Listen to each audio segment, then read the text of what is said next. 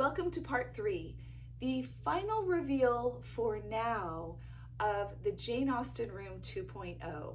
I'm going to show you how I've infused English cottage design into this room that I have affectionately named after one of my favorite authors. There are 2 videos before this, so if you missed those, I will link them down below and at the playlist at the end. My last video covered filling and decorating this beautiful glass bookcase. I really do feel like this is the star of the room, but there's so much more to do today and I'm excited to bring you along.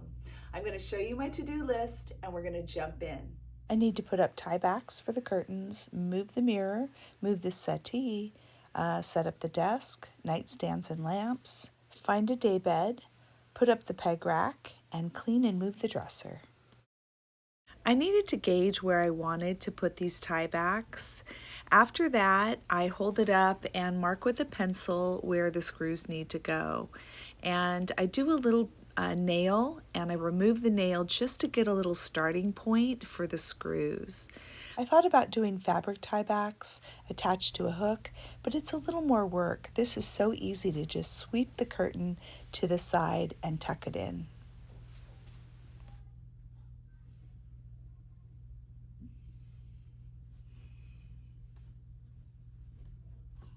Look what I did. It was bound to happen on at least one of them.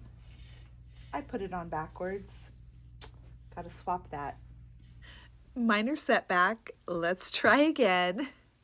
This makes it so easy to just grab the curtains, put them in the tiebacks, and it looks pretty and lets just the right amount of sunshine in the room. It's important that we had blackout curtains here, not only for our guests, but also because the sun comes directly through these windows in the afternoon. I debated about having some kind of tie for that center curtain, but I don't think I'll open it very often.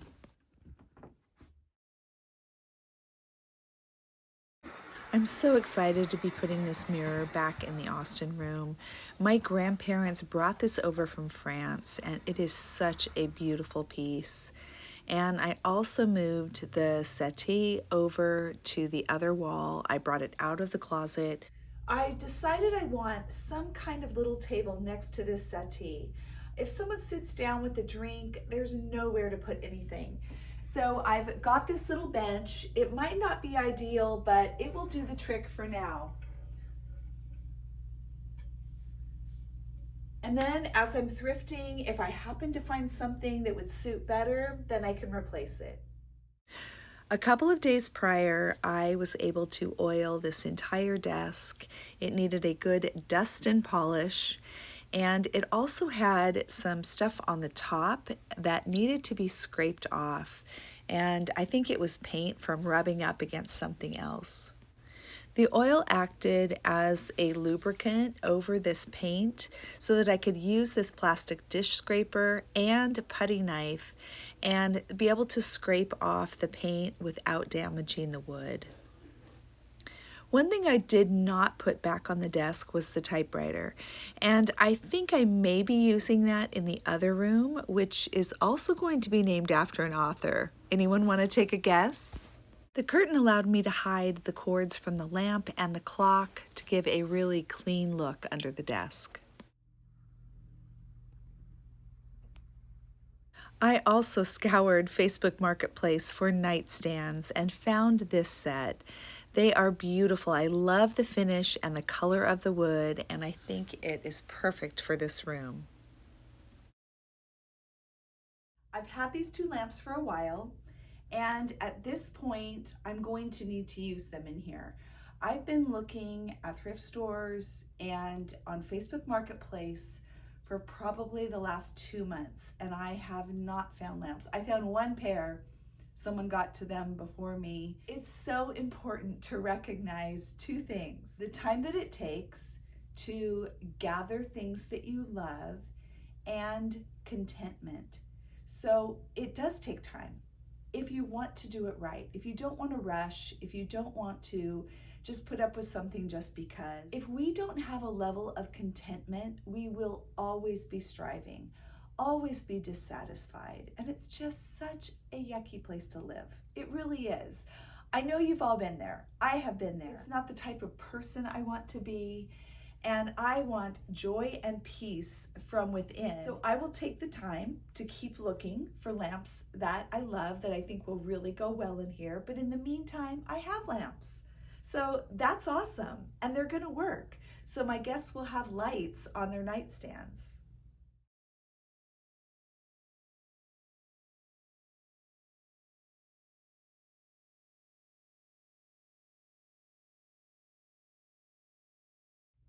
The other thing I have been searching for is a day bed.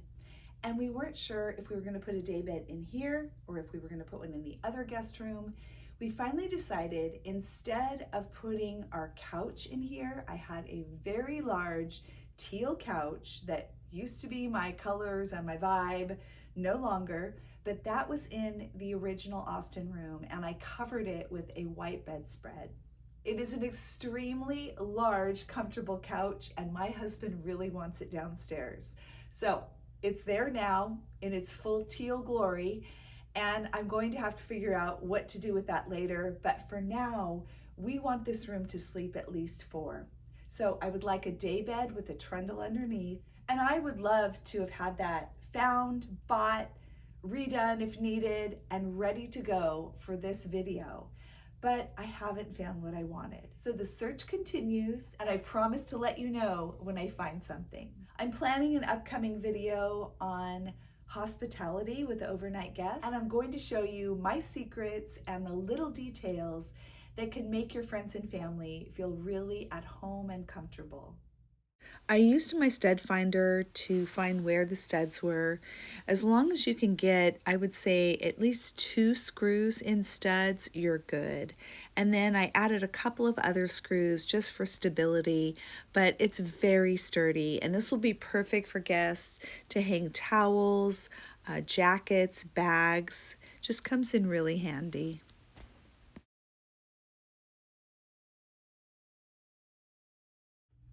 One thing I highly recommend, if you have to take drawers out of a dresser to move it, it makes it so much lighter, make sure that you number your drawers. So I numbered mine 1 through 3, 4 through 6, 7 through 9. And I just did it on the bottom of the drawer, number 7. I don't know if you can see that, where no one will see it, but drawers are tricky. And if you find that they're working well, mark them, because there's a chance that once they're mixed up, they will not operate as smoothly as they did. Number 6.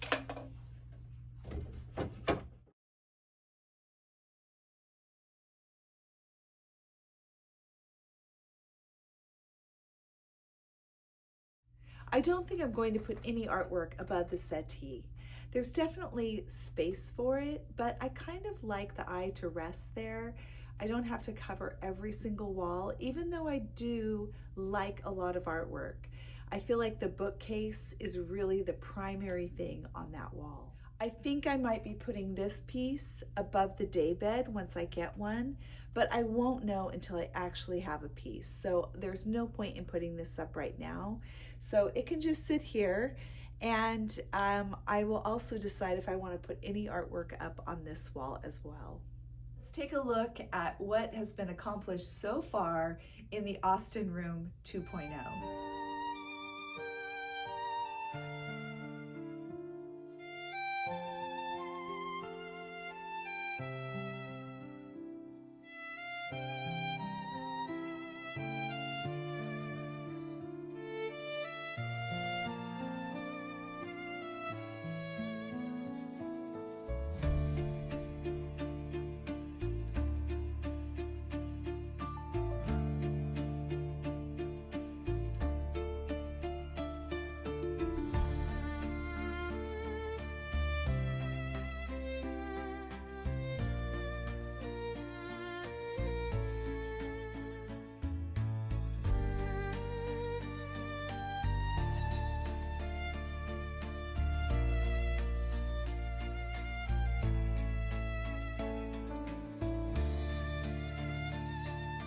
If this is content you enjoy, all things home and family, decorating on a budget, thrifting, decluttering, and so many more things that lead to a peaceful home, would you consider subscribing? That is just a vote for my channel. You just hit the subscribe button. No information needed, no one will call you or email you. It's completely painless and it does support my channel, as does the like button. Thank you so much for joining me today on The Peaceful Home. Have an amazing day.